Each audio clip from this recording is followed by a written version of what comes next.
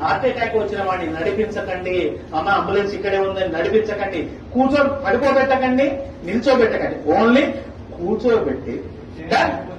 రెండవది టాబ్లెట్ రాసుకోండి. ఫస్ట్ తీసుకోవాల్సిన టాబ్లెట్స్ ఏంటంటే tablet Disprin. Disprin DISPRIN Disprin. It makes the blood diluted. ఇది రక్తాన్ని పల్చగా చేస్తుంది. ఇది ఏం చేస్తుందన్నా రక్తాన్ని పల్చగా చేస్తుంది.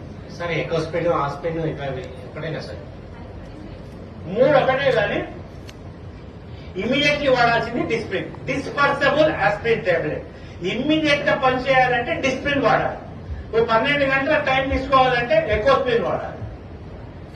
ఆస్పిరిన్ అస్సలు వాడద్దు, ఎందుకంటే అది డైరెక్ట్ యాసిడ్. ఆస్పిరిన్ వాడకండి. ఆస్పిరిన్ వాడితే తప్పనిసరి మీరు నార్మల్ వాటికి ఎప్పుడైనా మీరు ఏది మెడికల్ షాప్ పోయి ఆస్పిరిన్ తీసుకున్నప్పుడు దాంతో పాటు ఒక డైజిన్ కూడా తీసుకోండి. ఎందుకంటే